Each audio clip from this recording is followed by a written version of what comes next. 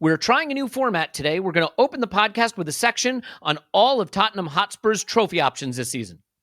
Okay, that's done. This is the ArsenalVision Post-Match Podcast. My name's Elliot Smith. You can block me on Twitter, Yankee Gunner. That's our section on Tottenham Hotspur's trophy options for the season. Join us next time. That section may be even shorter. They are not having the best season, but you know what? We are having a great season. And as the chant goes, we are top of the league. Say we are top of the league. So much to tell you, to be grateful for, to thank you for, to share with you. There's going to be a lot of content coming out about where I've been and what I've been up to the extent that you care about that. You may not usually, but I think you're going to in this instance, and that's going to be coming out soon. I have an unbelievably funny experience watching this match, which I'll share with you in a moment. We'll give you a little bit on what Clive's been up to, but I am now back in London. I am looking forward to seeing Clive and Tim in the flesh. I don't know how much flesh I'll see, but however much flesh will be great for the game on Saturday against Bournemouth. Cannot wait. And if you're going to be out and about, the Tollington, I imagine, will be the spot before the game. And then we'll just see how long I last. And, who knows what's going to happen from there.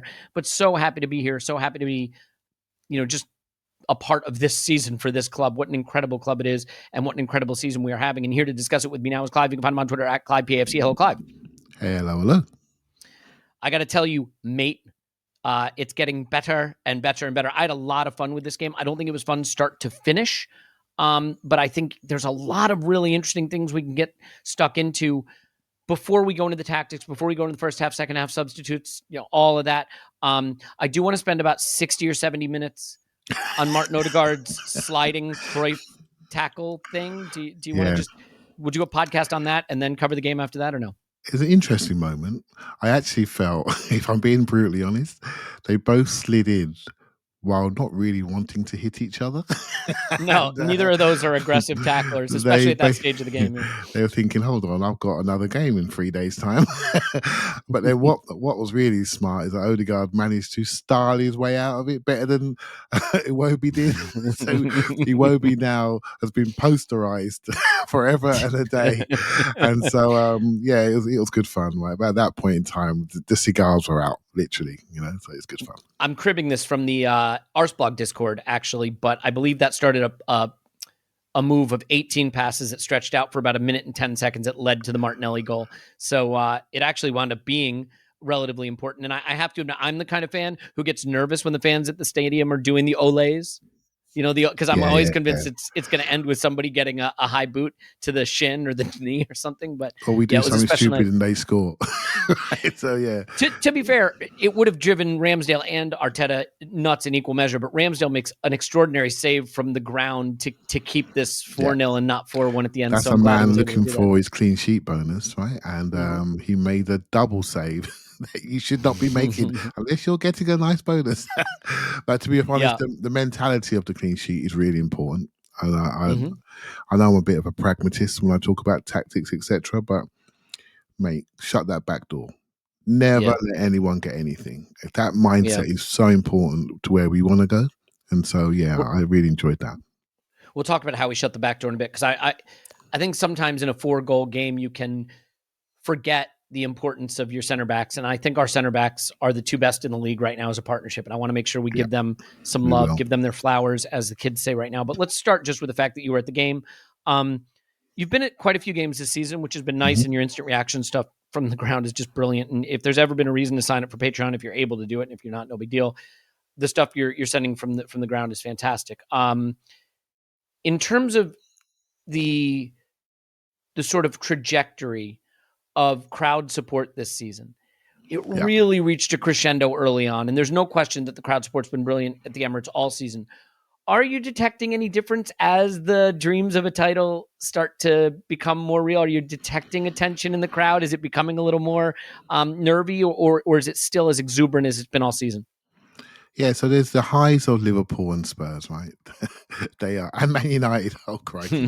Those 3 games alone are worth the season ticket price. I mean, it's incredible. And for those people that went to the games and was around the grounds those days, they won't forget them. That's a certainty. Then there's the tension of Brentford and City and Newcastle. Those games. That's when you felt a sort of a slight cloud come over.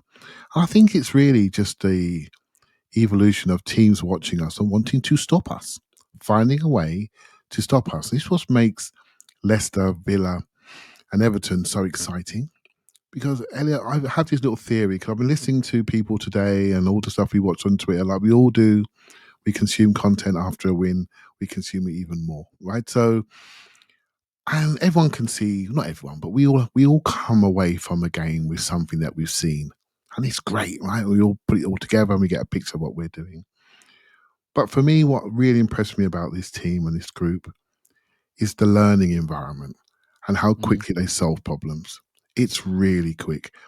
Let me just quote you something from the Man City game when Arteta said we lost the game in both boxes. Remember that? We lost the game in both boxes. We didn't really defend our box very well. We made mistakes in the lower end of our pitch.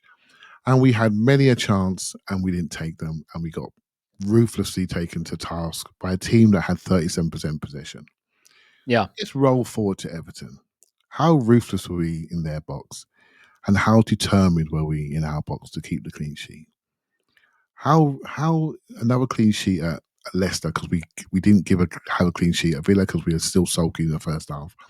And then we sorted it out in the second half and we've refined ourselves. Right? So, and that quick learning and change and adaptation to what's in front of us to solve the problems we've been presented with by teams that want to go long and fill in behind it and play set pieces and play football with giant men in front of us. We've solved that, haven't we? We've solved that with dexterity, five-a-side football, which I'll go into a bit later, and creativity and rotation. And that only happens from a strong learning environment where there's principles of play being put in place, but you are within those structures and principles, you are allowed to be free. It doesn't just happen. It's what we all go to work and we do what we're allowed to do.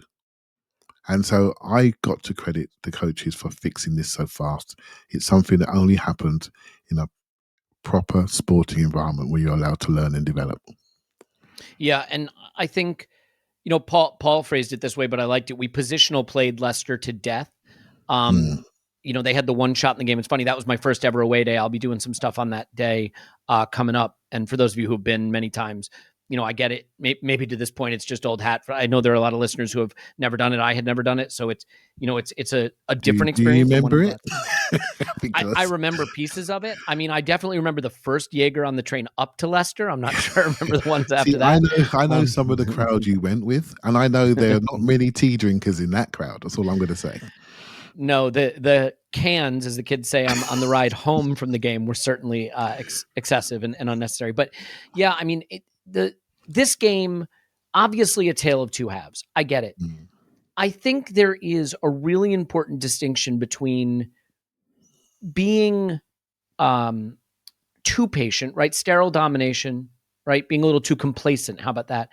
But being appropriately patient. Because it takes the defense a tremendous amount of energy and focus and concentration to sit in a low block and resist and resist and resist. And I think the opening goal in this game against Everton, even if you didn't feel like it was coming, comes from a lapse of that concentration and an inability to really understand the positioning of our players as Zinchenko makes it over to the right half space, right into Odegaard's position. Yeah. And you eventually tax them mentally so much in terms of their concentration that you find the openings. And of course, against teams that want to play a low block, that first goal is the whole thing. Because the minute that they can't sit in that low block anymore, they don't have a plan B. So I do think that the first half of this Everton game, while people maybe didn't enjoy it so much, what we were doing was wearing them down. Now, before we get to the way we wore them down and what we did well or did poorly in the first half, this is where I want to give Saliba and Gabriel credit, though, because to their credit, I thought Everton did a much better job than Leicester in trying to break quickly and trying to create those counters. And there were 4-on-2s. There were 3-on-2s. And the way Gabriel and Saliba understand each other and communicate, and you drop off, you go here, Saliba's recovery pace to just take casual strides that cover so much ground, and suddenly the angles aren't there. Gabriel making a tackle, going to ground in the box, but in a controlled way. Those two have a tremendous partnership and understanding of one another, and you can't let the Dyche team get the lead.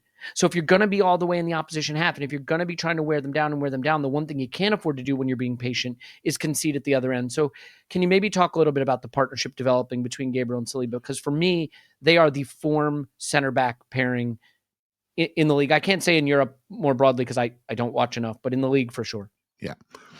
So again, I'm a pragmatist by heart, and you heard me say it on the podcast before. I remember the first day I saw Sol Campbell and Colo Toure play together, and Tim was at the game, the Glasgow Rangers 2003, and I said to myself, "Oh my God, this is fantastic. We're gonna win. We're gonna win something with these two." And I've always had the principle that, I say you're as good as your strikers, but you can't do anything about stability.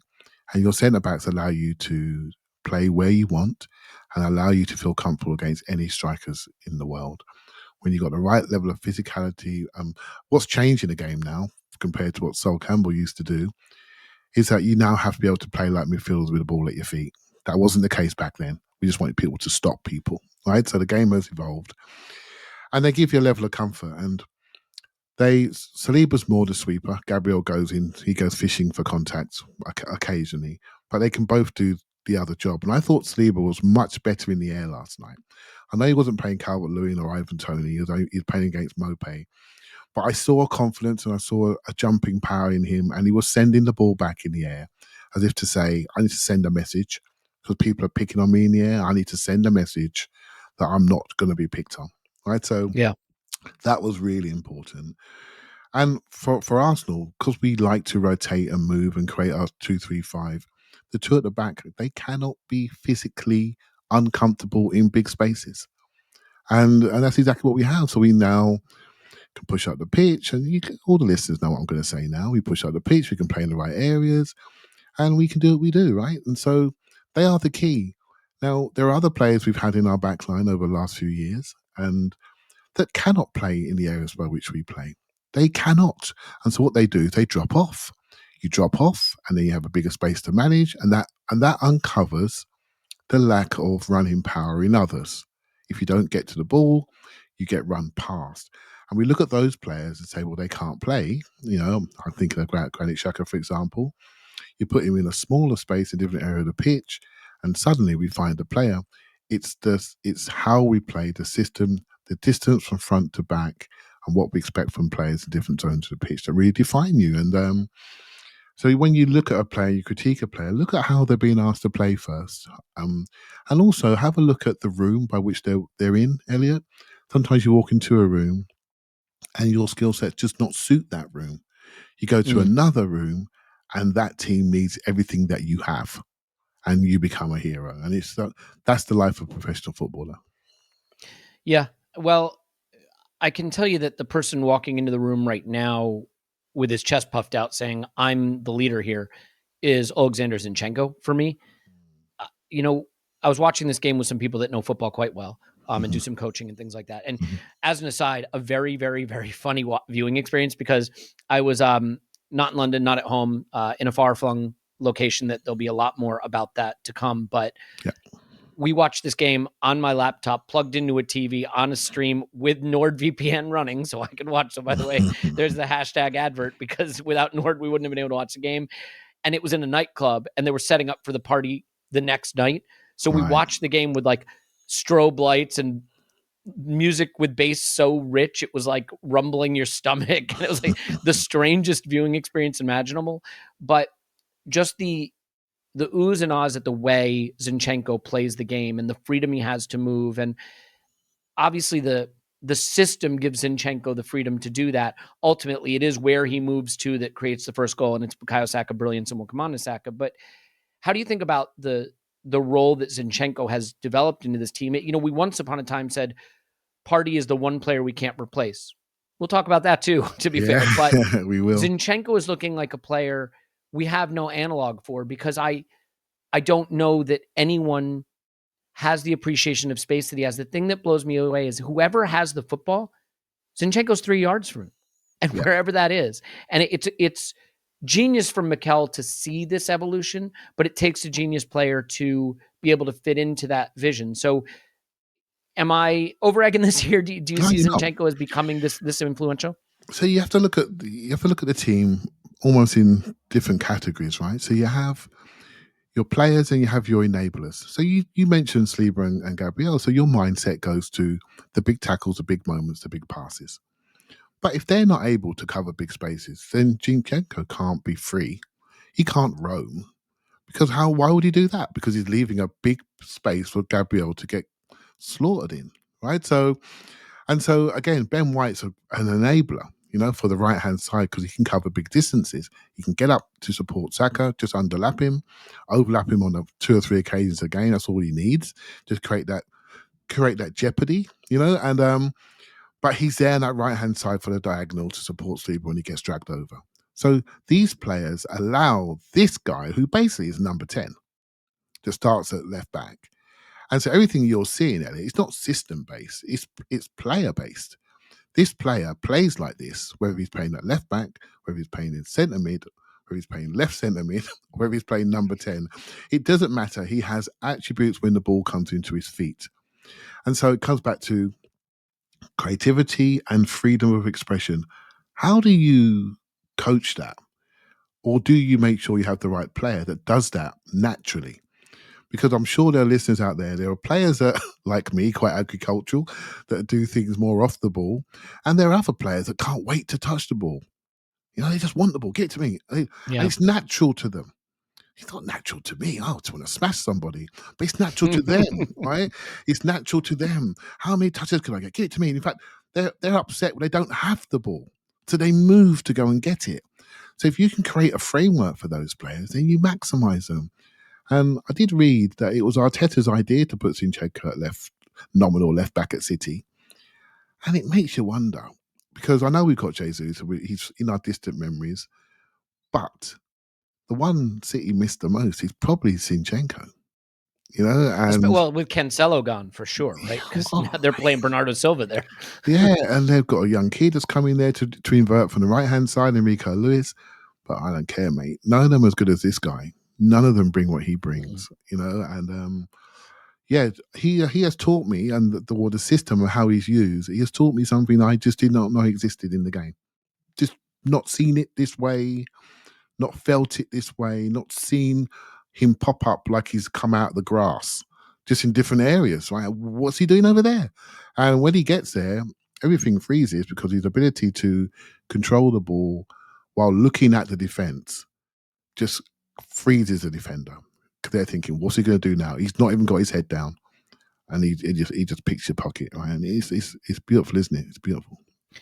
It really is. I do wonder if he's having an influence on both Odegaard and Xhaka to some extent, because he's coming to the game so much. But I feel like in the first half in particular, recently, we've sort of lost Odegaard in some first halves that he's struggled to be influential in. And Xhaka, again, this is the age-old debate, because you see what he does off the ball and how he presses and how he recovers, but you also see the edge of the box moments where Martinelli's making a darting run, or Trossard's, running off the shoulder, or coming in and wanting to play the 1-2, and the, I don't know if it's speed of feet or speed of thought, isn't quite there. I think what was interesting, I heard a couple of people say this, but that Xhaka actually looked a bit frustrated with himself in this game.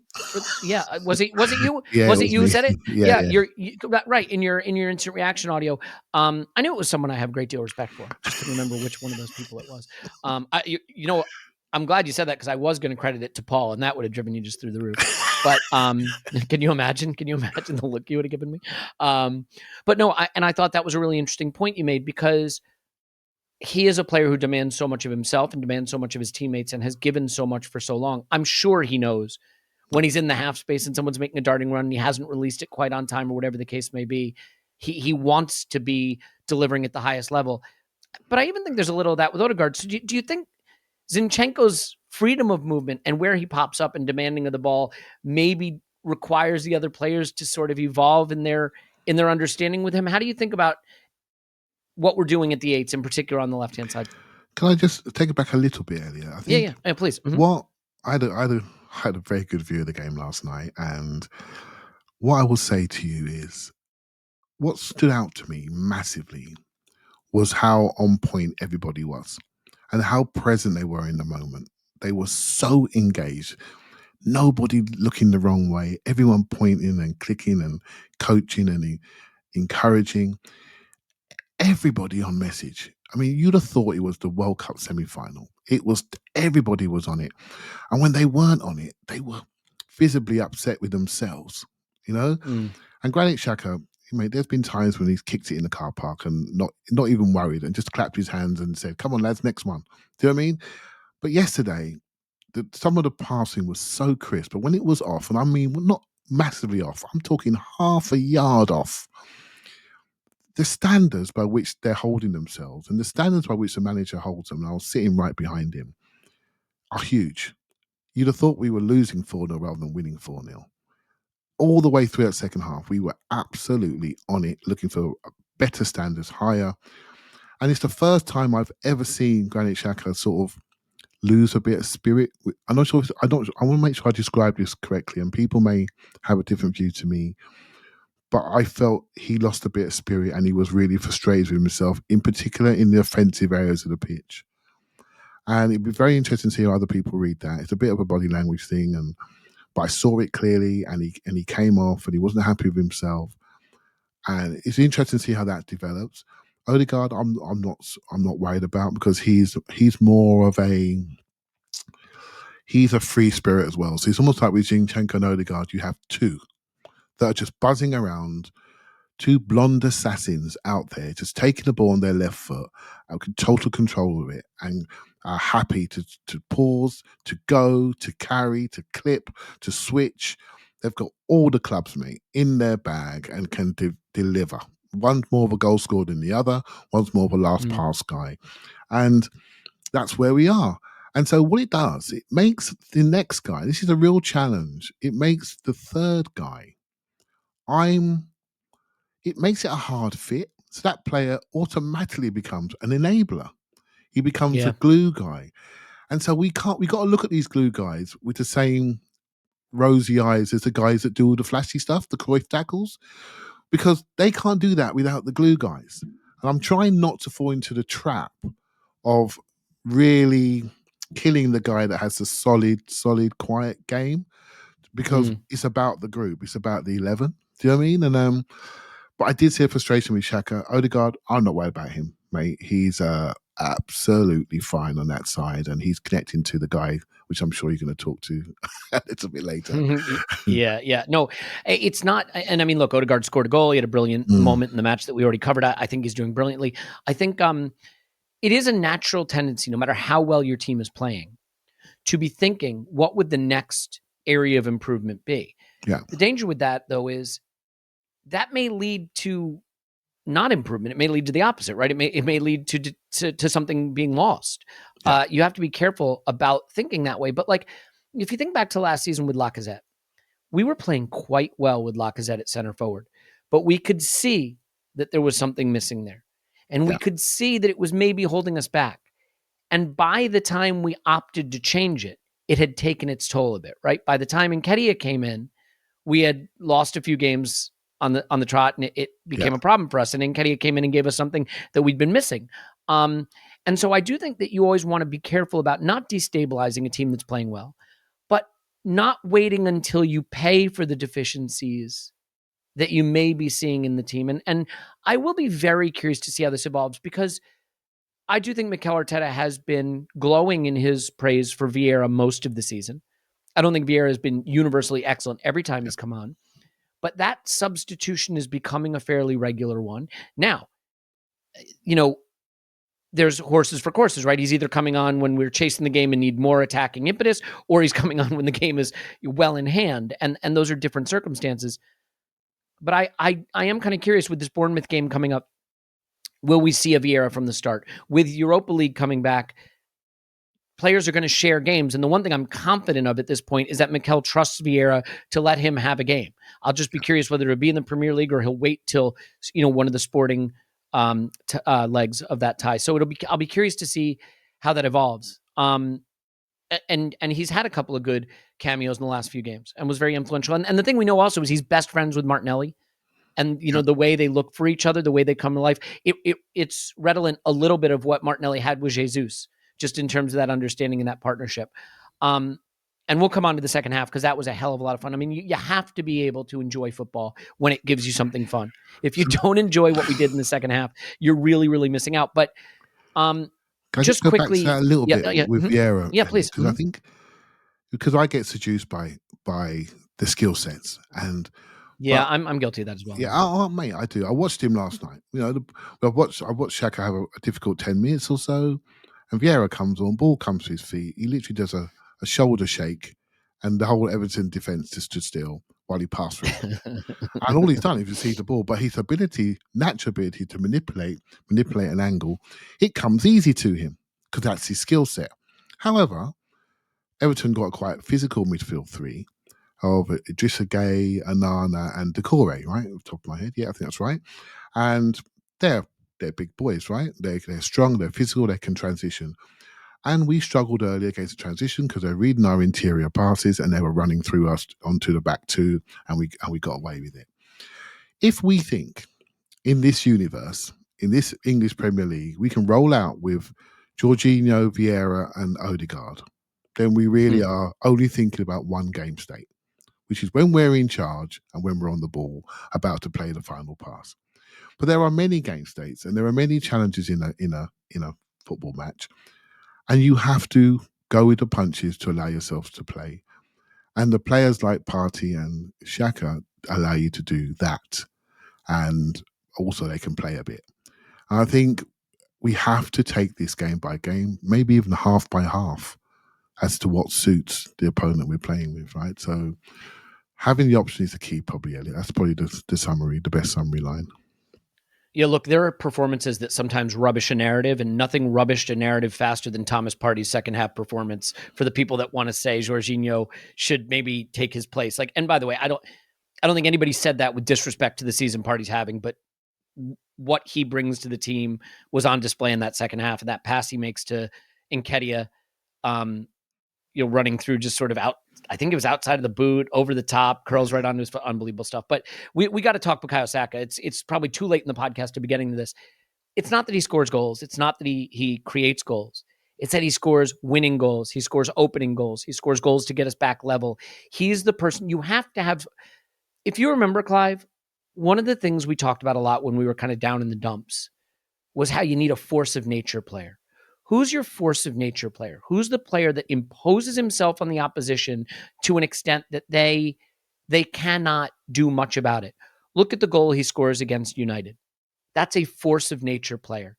Yeah. Very few players score that in that game, in that situation. And without that, we don't win that game. Yep. And he's been doing that all season long. And I love where Zinchenko pops up. It confuses the Everton defense. They go to sleep a little bit. It's really funny. If you look at the still shot right before Zinchenko plays the ball to Saka, Martinelli's on the right wing.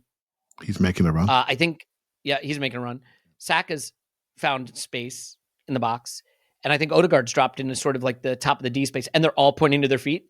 So there's an awesome screenshot of Zinchenko on the ball and three Arsenal players in space at the top of the box, all pointing to their feet, all wanting the ball, calling for it. But he does go to Saka, opens his body, turns on it, finds the inside of the near post. It's a finish that he's done a few times this season. But that sets us on our way. And then, oh, by the way, if skill isn't enough, what about the graft to take the ball off of, is it Idrissa Gueye? Yes. Yeah. Yep. For the Martinelli goal, he's showing everything you have to be a force of nature player. You can't just do the cute, fun stuff. You gotta put in the work. He does it. And then you see his Sky Sports interview at the end where they tell him about the table, and he does just sort of adorable laugh. And he's like, yeah, well, it is what it is. I guess we go game by game. He really has it all. He's totally unflappable. But there's something about his personality that I almost think leads people to underrate his hunger and his skill. But this game just really showed he's our force of nature player. He's the one that can set us apart when we need it. He's the first one over the top, right? Every game, he's the first one, and has been for a long time. And he's prepared to shoulder that responsibility. So, for a 21-year-old to have that responsibility and accepting the accountability to lead the team in goals and assists or get close to it. Player of the year 2 years on, and he's only just 21. I said on the instant that he's the best player Arsenal ever produced. And there are people will be shouting Liam Brady. Some will be shouting Ashley Cole under their breath. Jack Wilshere. They're all great players for Arsenal. And but I'm sorry, in the modern game and how we expose players and what we ask of them and social media and how the microscope by which they live. I mean, that's the greatest player Arsenal ever produced. I'll say it this way. At this age, the only player I've seen play for Arsenal who at this age was near this level or at this level, I'll just say it, was Cesc Fabregas. Yeah. And that's and he joined the club at 15, 16, so he didn't join the club at 8. Right. So, yep. And so he's a total role model and example. So I was speaking to someone at the ground last night, and I said to her, there are so many Arsenal fans that you meet that support the club because of people like Thierry Henry and Ian Wright. Can you imagine the generation of Arsenal fans right now being born as we speak or choosing Arsenal as their club because of Bukayo Saka? Because he is the absolute full package. You know, come through the academy, spotless all the way through, puts in the work, a successful academy career, come through the levels very, very quickly, done the right thing from his education perspective. So he's an example to all the young scholars, all the young people at Hale End. It's not just about football. You've got to do your schoolwork as well. Right? So he's sharp on his schoolwork. He's the total package. He gets into Arsenal's first team at a time when we're not at our best. He accepts responsibility, delivers for the Arsenal first team, takes us up the league from 8th to 5th, and potentially who knows what's coming next. Plays for his country, shoulders responsibility, misses a penalty in the final, comes back 2 minutes later, and then starts delivering, taking penalties in big games, which shows the mentality's there. I mean, I'm struggling, mate. There isn't anything to say, is there, negative about him? And I don't think these players come along very often. I listened to Amy do a podcast, The Athletic, this week, and she spoke about him with the same tones as David Rocastle. And, you know, David Rocastle had this glow and aura about him because of the person that he was, you know, and that's why people still sing his name many, many years later. It is a huge compliment to him if he's spoken of in those terms, and from a footballing perspective, he's going to go beyond him, right? And that is special.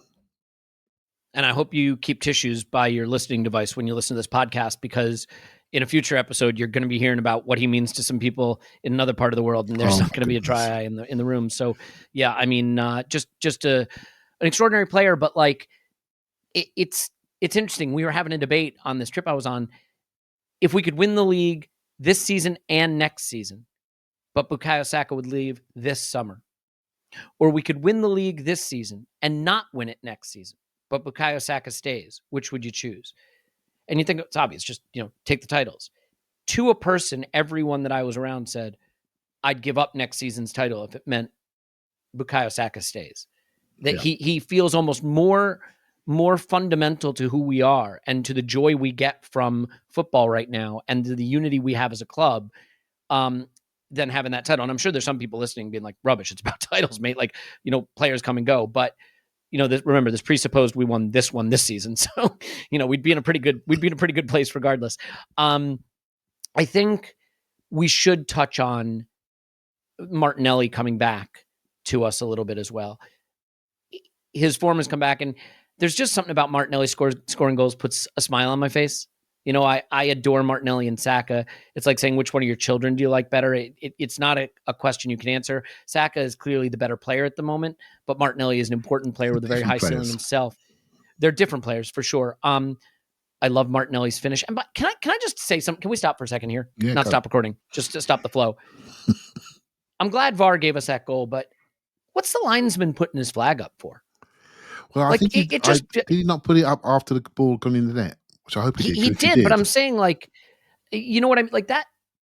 Yeah. I mean, look, they gave us a goal. I don't know why I'm upset about it, but it's just sort of like, yeah. All right. Fair enough. Look, Martinelli's been given some freedom to move around, and some of the reason he has the freedom to move around is he has a player who will move around with him. And I think in Trossard, he's gotten back a little bit of that player to play off of, to spark off of, to flip around with and move around with, that he didn't have. And I love that Nketiah came in as a substitute and created a goal for Martinelli, swapping places and, you know, being a little bit more creative and varied in his movement. So a lot of good stuff in this game, but it was important that we got Martinelli back.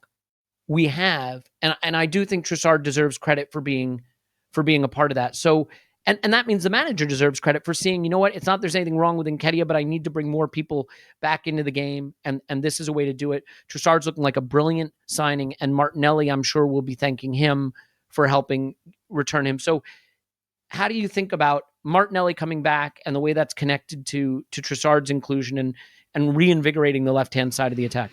Yeah, well, the collaboration's back, right? With the four tops are back together. Right? We got four players that are just moving.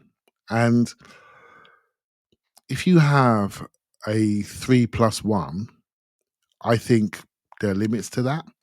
If you have almost like a diamond four that's rotating up front, and you have one coming through to make five, and that's normally Xhaka that runs through to collapse people and move people. We want him almost like he's almost like a big body decoy that runs through lines, inside, outside, half space, and crosses, or he gets shots, cross shots. But he's important to distract, So I often think, for this system, could you? And I was never a fan of this player. I said it before. I'm never a huge fan of this player, but I could see what he could do really well, and he could run. And that was Aaron Ramsey. Could you imagine Aaron Ramsey in this system running through, joining attacks, sneaking up on shoulders, being there for a 1-2? He actually lives for that moment to run forward when he smells something. That's probably the development for this role.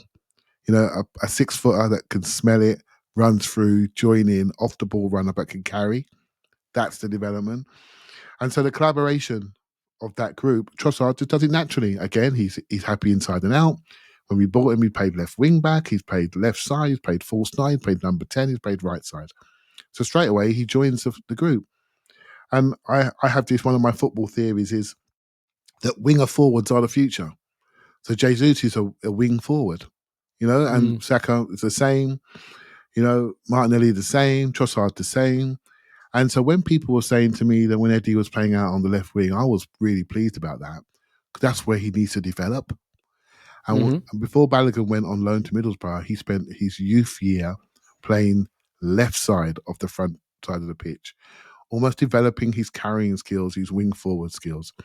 That's what we want. Do you remember Arsene Wenger? Arsene Wenger used to love to play young forwards out on the wing and young players out on the wing because he felt that they'd see the game differently and have to learn to develop skills. I remember we used to lament Nick Bentner on the wing, but Arsene had a similar philosophy. You've got to be able to carry it. You've got to be able to carry the football.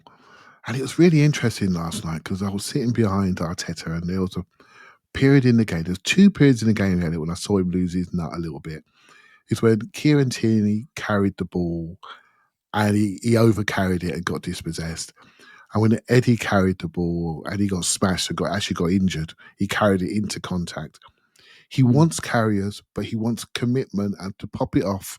So you take people out, you pop around the other side, you create a dog leg in the line, and that's how you break through disorganized defenses, right? But you've got to be able to carry and move people. And almost every one of our team does that really, really well. But the ones that don't, I can see him get angry about it. And it's quite interesting to see that. And we were 4 up at the time, so and so again, Zinchenko, classic example, the way he carries the ball laterally, then cuts through, and he cuts out 4 people with one carry and pass, and 4 people are gone. We roll off the front line, turn around, we're on the back 4.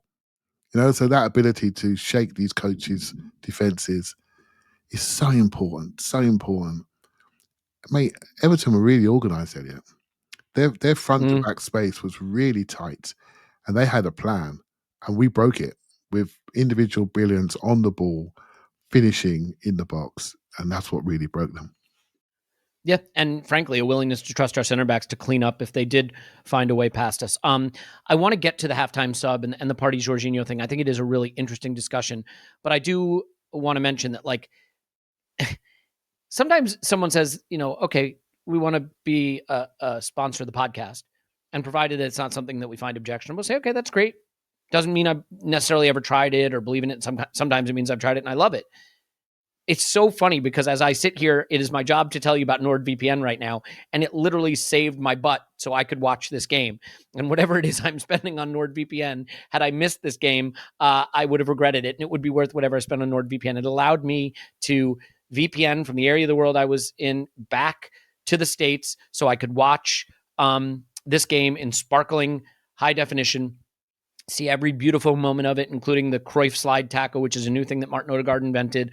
See Dyche get the hammering that he deserved.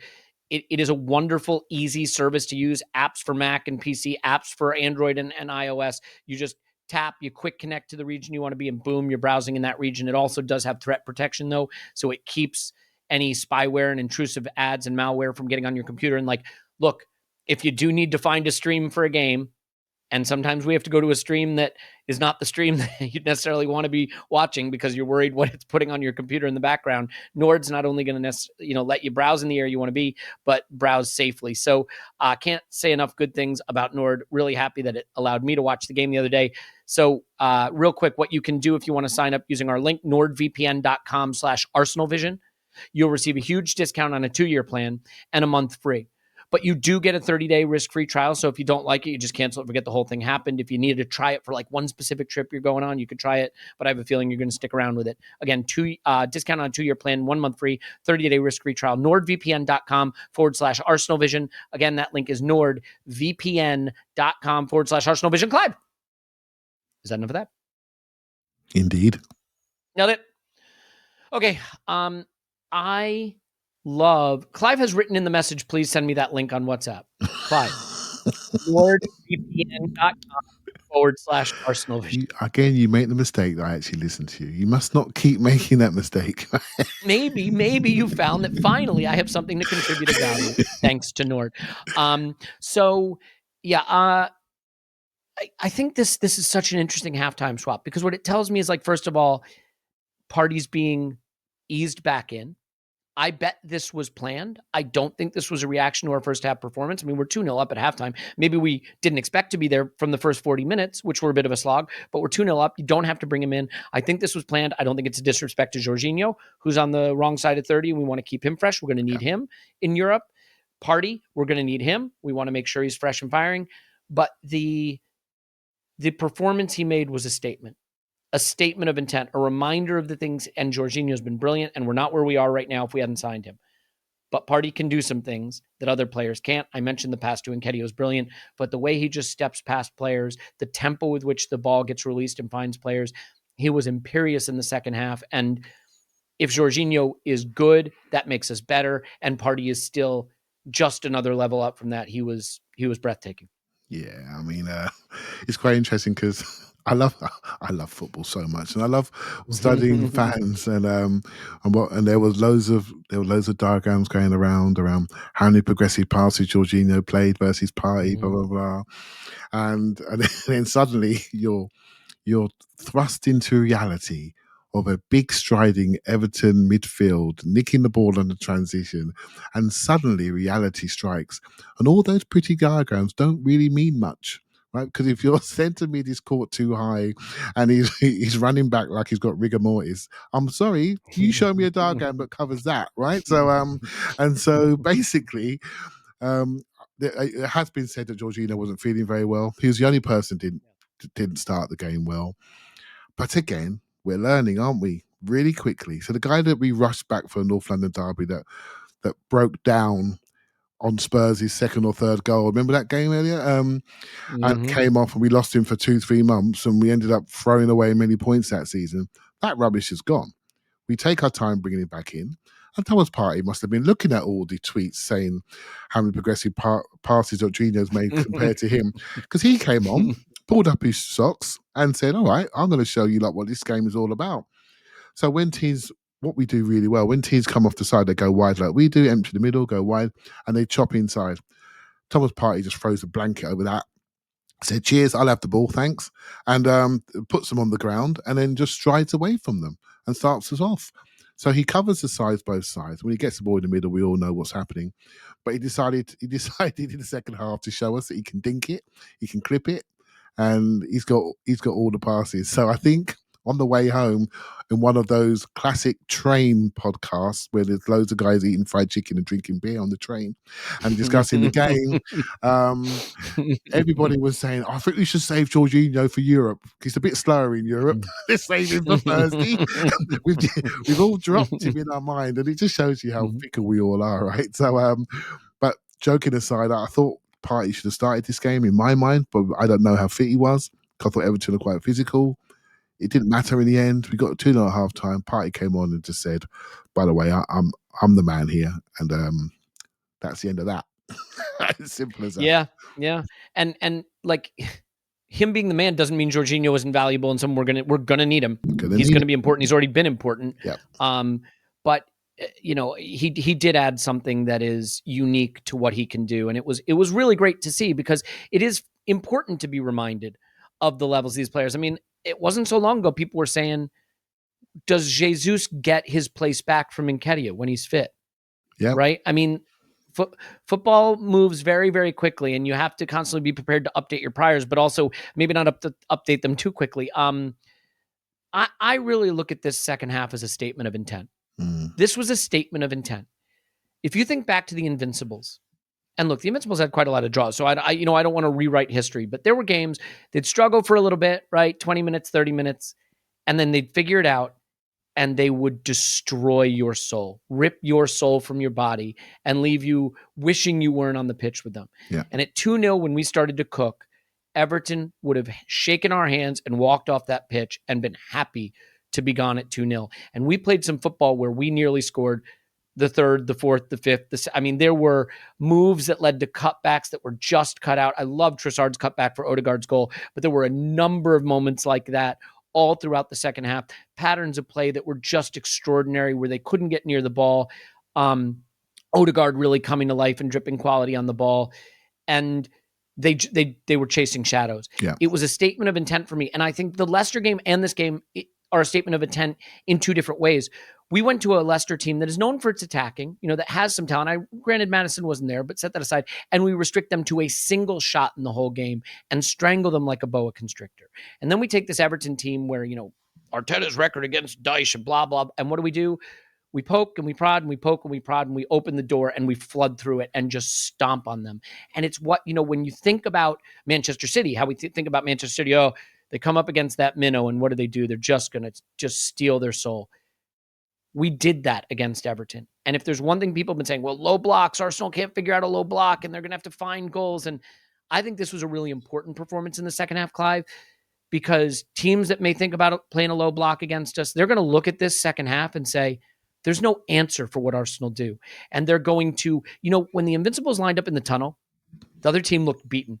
They looked beaten before they walked out. These are the kinds of halves of football that are going to have a team like Bournemouth coming to the Emirates on Saturday, just not wanting to get embarrassed. Absolutely. Not, if we're compact, if we get on a low block, maybe there's something there for us. This Arsenal team, there's something there.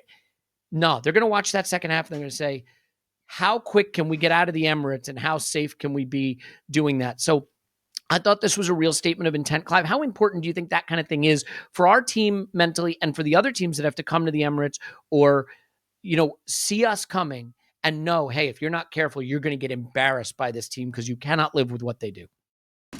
I think it's I've been watching City lately, Elliot, and because I think it's important to watch them. It turns out, yeah. Yeah, and I'm afraid that people like Phil Foden are finding their form. So I was getting a little bit, getting a little bit worried. We got to send a good message, and we did, right? So we reacted to what they did. I know they played Bristol City the other day, but I watched them. They looked really quite good.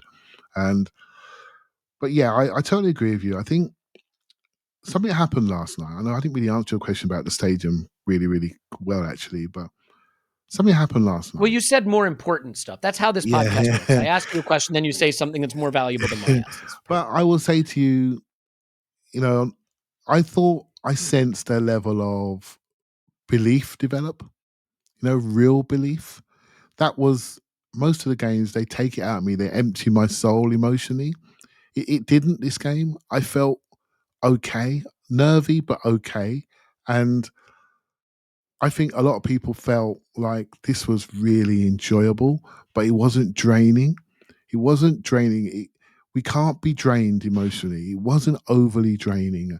Gary Neville's been talking about this, and I agree with him. Like, up to a point, he thinks it's all a bit frantic and a bit hectic. But Aston Villa was one thing that was just exciting, and we needed that win badly. But I thought Leicester was different. I thought it was controlled. I mean, you were there. You would have felt it.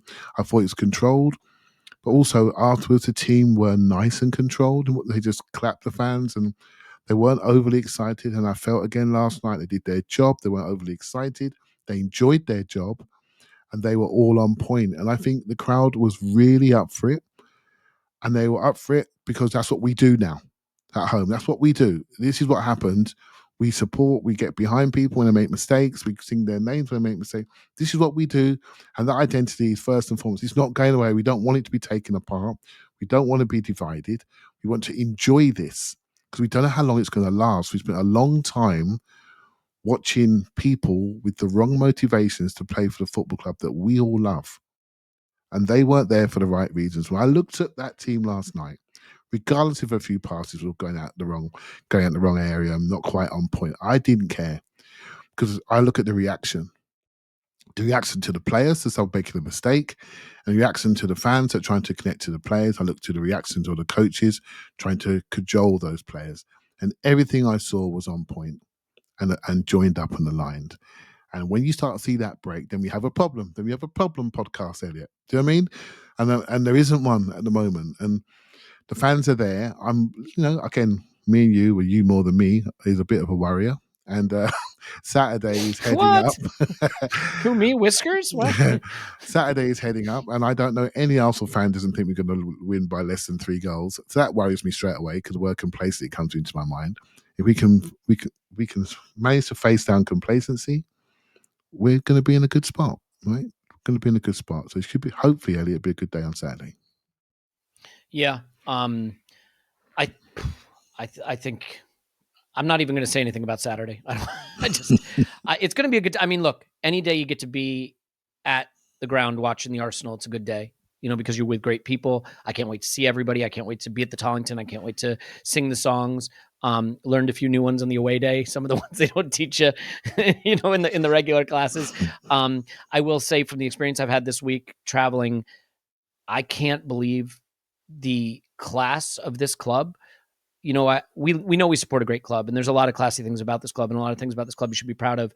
Going to have a chance to share some things that this club is about that I don't want to talk about right now because I'll get all soppy and emotional. And I don't want to do that yet. But just a wonderful organization that deeply, deeply cares about its mission for its supporters, for its players, but also just as stewardship in the world. So we'll definitely get to that in a bit. There are a few bits and pieces here. I mean, I think Smith Rowe coming on, we should talk about that a little bit. He's a player that maybe as fans we've forgotten. I'm sure Mikel hasn't forgotten him. I'm sure, the club is excited to have him back. I wouldn't say his touch was flawless, but just the thing you see with Smith Rowe is what happens when he gets on. He's at the 6-yard box trying to smash goals, and he's running onto the ball in the box. He just has a way of always being there for the final kick that's needed to finish off a move. And it didn't happen for him in this game, but it's great to see him getting into those positions. And we also saw Tierney, and I thought it was funny because Tierney came on and he drops into the Zinchenko role and he's playing in central midfield, but within about 2 minutes, whereas he's around the outside by the touchline putting in crosses because at some level you are what you are. Any thoughts on the Smith Rowe and Tierney cameos? Because I think Smith Rowe could be very, very important for us. I think Tierney is a tricky one because you don't want to lose the person, but the player is feeling increasingly like an awkward fit for what we do. It's they've been sitting on the sidelines now, both of them for different reasons, for quite a long time.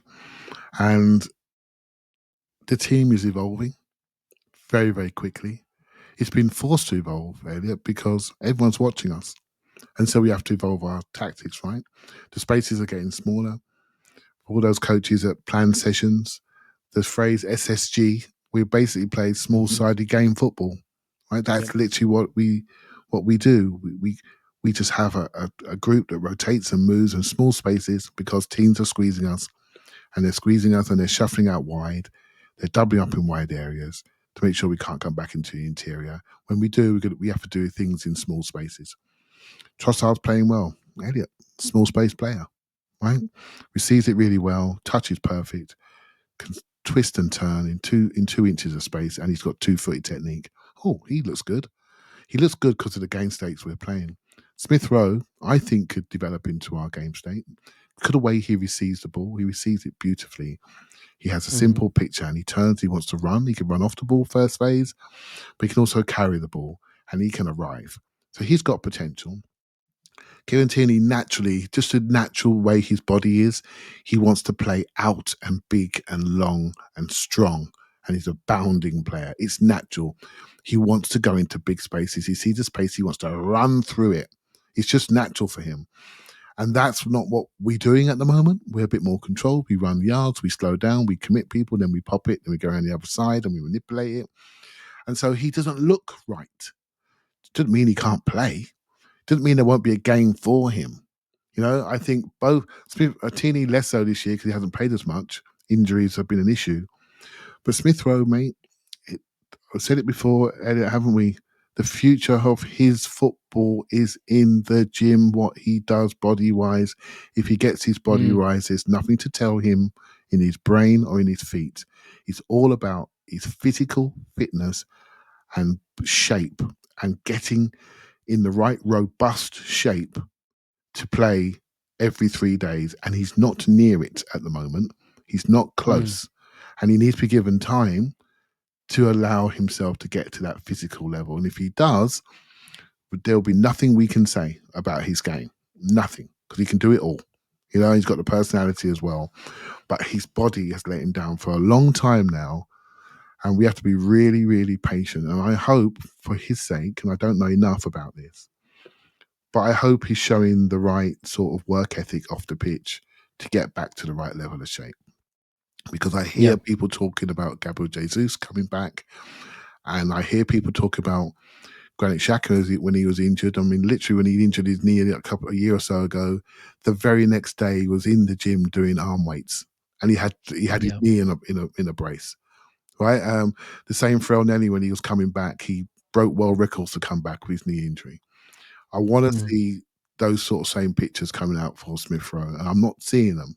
Right, so I'm hoping beyond hope that he's putting the work in, because if he's not, he won't make it. Because one thing you can see at the club, it doesn't matter what I think or what anyone thinks. It doesn't matter. Just open your eyes and look. And if you can tell me the standards at Arsenal are dropping, you're not looking closely. The standards are increasing, and they're increasing all the time. I'm telling you, people say this all the time. I always say, I'm telling you, mate. But yeah, I'm telling you, mate, the standards are going up, and the manager's not done. He's not done. He's going to raise it again in the summer, and he's going to raise our expectations. Whatever happens, we're going again. Just look what's happening here. And not everyone's going to come on the boat, mate, because they can't raise with the standards as they're going. Not everyone's going to make it. And we're going to have to make those decisions will be made just by natural. Just naturally they'll be made. Yeah, I think it's difficult, because one of the things about standards coming up and team getting better is more is demanded of players, talent level goes up, and players you really like may find that they can't go where the group is going. And that's just life, unfortunately. And you can't be sad about it, because being sad about it means you don't want the level to get there, right? You want the level to get there. You want, you can love Eddie Nketiah. Leo Trossard's there banging down the door trying to get his place. And guess what? Gabby Jesus is coming back to bang down the door and get both of their places. And then Trossard's going to try to get Martinelli's place, right? But that's a brilliant thing. And Thomas Partey coming on at halftime. And granted, again, Jorginho was not well from what you mentioned, but he's there saying, all right, I know Jorginho's a hell of a player, but I've got a little something extra for you. And that's brilliant. Tomiyasu and White battling for a position where either of them could be starters. Zinchenko, Tierney is a great touchline fullback. Zinchenko has just taken that role and said, I can do something with it you have no hope of doing. It's not because Tierney's not great. It's because our level has just gone to another place. And oh, by the way, that's why we're on this many points at this many games, 5 points clear at the top of the table. And that's exactly how you get there, by pushing these players. And I do think there's no question in my mind that Smith Rowe has the talent to get to that level too. You're right. It's going to take application, and it's also going to take a little luck that his body can can hold up. Before we say goodbye, the Bournemouth game on Saturday is going to be fun. We're going to get to see each other. We're going to get to have, I guess maybe 1 pint is my guess. Maybe I'll go for at a most, half to start with. Maybe a half pint. Yeah. Half. Yeah. Half pint. Just look, any more than a half pint of Jaeger is probably too much. So maybe we should stick with a half pint. Mate, I'm telling you, the guys in the Tollington are not up for halves. I mean, look, we may need to have our wits about us when we get to the ground, but that's beside the point. What I will say is I do think that it's going to be interesting seeing how the manager manages the squad, because we have Europa League coming back. I think that the team is so good now and the squad is deep enough now that I don't think you have to just quote unquote punt the Europa League. And if you know anything about Mikel Arteta at this point, he ain't punting anything really, or certainly not the Europa League. So do you think we might see him ring some changes for Bournemouth? Because the other thing you got to be careful about is fighting complacency. What you don't want to do is ring the changes for Bournemouth, find yourself 1-0 down to a counterattack and goal at halftime, and suddenly you're trying to rescue a game that should be a banker. So what's your thought on how he will now manage this game on Saturday vis-a-vis Europa League coming back and keeping everybody engaged and everybody fresh and at their best?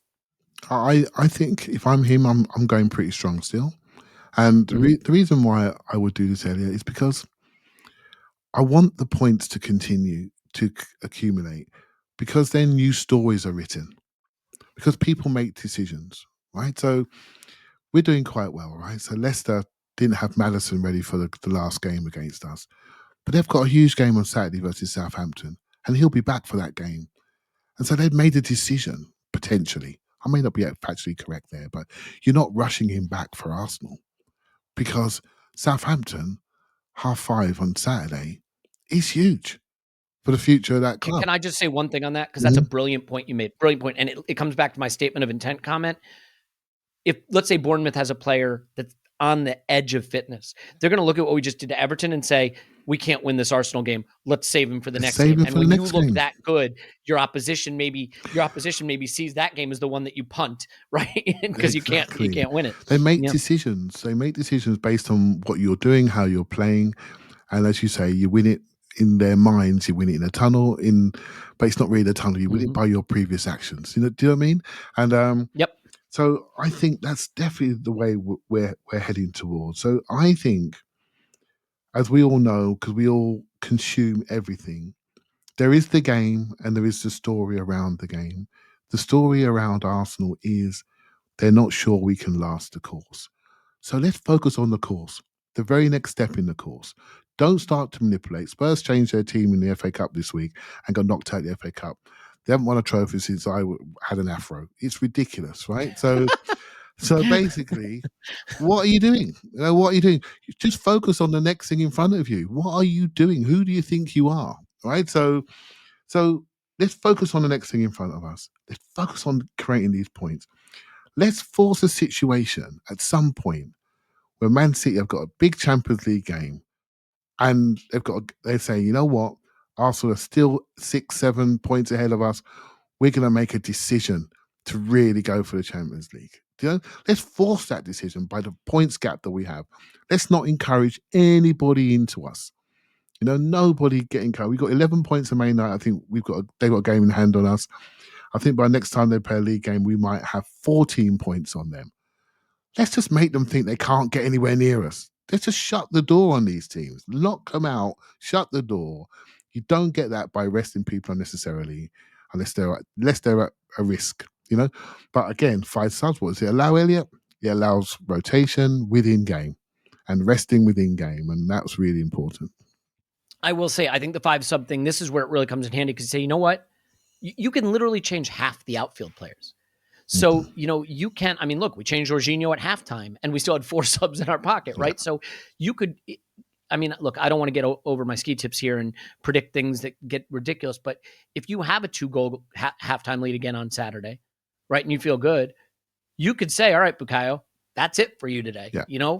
That's it. Smith Rowe's coming in. And at 50 minutes, you can say, that's it, Thomas. Jorginho comes in. And at 60 minutes, you can say, that's it, Zinchenko. And you can really share the game in such a way that it doesn't feel as taxing, and then you can do the same thing on Thursday. So it does give you that flexibility. Look, I'm so excited to see you, as I always am, but very excited to see you and share another special occasion on Saturday. See everybody who's out and able to share that occasion with us. I'm very excited to share the details of this week. So over on Patreon, there'll be a Leicester away day sort of travelogue that'll come out. Cool. Because I think there are people, and I know many of you listening say, oh, what are you, an ultra now? Like, there are people that don't get to have that experience. First of all, yes, I am an ultra. I was wearing all black for the away day. So I'm basically Ashburton Army now. But there are people that haven't had the chance to have that experience. I never had up until that day. And so I do want to have the chance to kind of share it with people as someone who got to experience it for the first time. And then this trip where I was this week, in the next few weeks, we'll be able to sort of share that with you. And I think, again, I can only say it this way. This club is a special, special family that takes very seriously the responsibility it has to the people that love it around the world. And I couldn't be more proud. So very, very excited to talk about that. Let's leave it there. I can concur with that this week, especially, but I won't say too much, but you know what I mean. No, so yeah. I do. And obviously love to you, my friend. So let's leave it there. Paul and Tim will obviously be back. We'll have an instant reaction on Saturday. I imagine that what Clive and I will do is record something from the ground, and then Paul will give it, and maybe actually we can do that with Tim. We'll all try to hook up together, and Paul will give us something with maybe Phil or Lewis or whoever's tapped, Scott, obviously. And we'll definitely have stuff out for you as usual. So thank you. Clive's on Twitter at ClivePFC. Thanks, Clive. Thank you very much. My name's Elliot Smith. Block me on Twitter, Yank Gunner. We really love you, by the way. When we say that, like, we really love you. And whenever, we get the chance to see you and anyone who we get to see, what a great group of people. So yeah, just filled with good vibes right now. We love you. And we will talk to you after Arsenal 10, Bournemouth 0.